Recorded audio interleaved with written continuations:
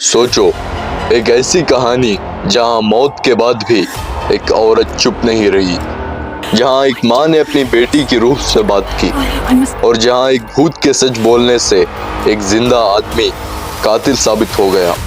ये कोई कहानी नहीं, ये अमेरिका के इतिहास का सबसे डरावना और असली केस है, द ग्रीनब्रायर घोस्ट।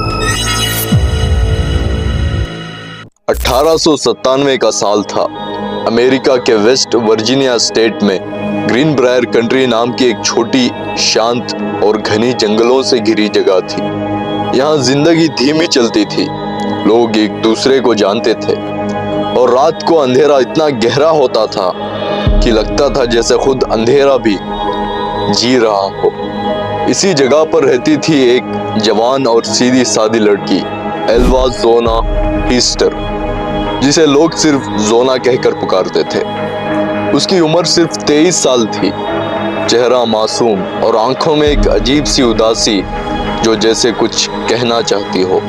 जोना ने शादी की थी एरास्मस शू नाम के लड़के से, जिसे ट्रोट शू भी कहा जाता था।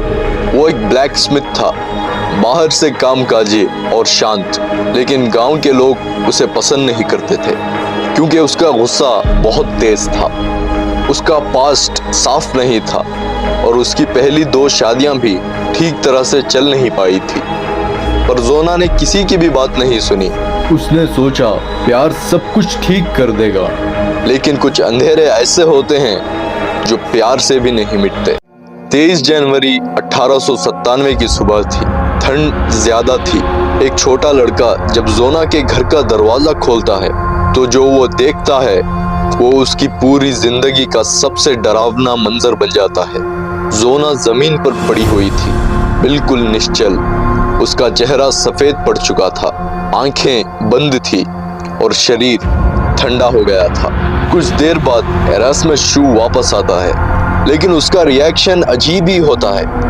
वो रोता कम है और अपनी पत्नी के शरीर को खुद सजाने लगता है। वो उसके गले में एक टाइट कॉलर और स्कार्फ बांध देता है, जैसे किसी चीज को छुपा रहा हो।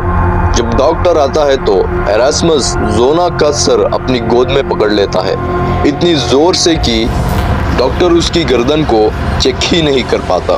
डॉक्टर को कुछ सही नहीं लगता, लेकिन उस वक्त फॉरेंसिक साइंस इतनी एडवांस्ड नहीं थी। डेथ सर्टिफिकेट में कभी फेंटिंग, कभी चाइल्ड बर्थ कॉम्प्लिकेशंस लिख दिए जाते हैं। सच वही दफन हो जाता है, या शायद नहीं। जोना की माँ मेरी जेन हीस्टर इस मौत को कभी एक्सेप्ट ही नहीं कर पाती। उसका दिल कहता है कि उसकी बेटी की मौत नेचुरल नहीं थी। हर दिन, हर रात उसके मन में एक ही सवाल घूमता रहता है, मेरी बेटी ऐसे कैसे मर सकती है। और फिर शुरू होता है वो हिस्सा जो इस कहानी को सिर्फ मर्डर नहीं बल्कि हॉरर भी बना देता है। मेरी जेन के मुताबिक कुछ दिन बाद रात के सन्नाटे में उसके कमरे के हवा का रंग बदलने लगता है। कमरा बिल्कुल ठंडा हो जाता है और फिर एक हल्की सी रोशनी उसे नजर आती है और वो धीरे धीरे उस रोशनी से एक शक्ल बनती है और वो थी जोना की रूह। जोना की रूह पहली रात सिर्फ खड़ी रहती है, दूसरी रात माँ के पास आकर रोती है, तीसरी और चौथी रात वो बोलती है, Mother, it was Erasmus. He did this to me. No, Makati. He killed me. You must tell me. जोना की रूह अपनी माँ को बताती है कि एरास्मस उस दिन बहुत गुस्से में था, खाना टाइम पर नहीं बन सका था। उसी गुस्से में उसने जोना का गला पकड़ा और इतनी जोर से मोड़ा कि उसकी गर्दन टूट गई। ये कहते हुए रूह अपनी गर्दन पूरी तरह घुमाकर दिखाती है, जैसे इंसान जिंदा होते हुए कभी नहीं कर सकता। माँ डर से कांप जाती है, लेकिन उस डर से ज्यादा उसे गुस्सा आता है क्योंकि उसकी बेटी के साथ जुल्म हुआ था। मेरी जेन ये बात अथॉरिटीज को बताती है।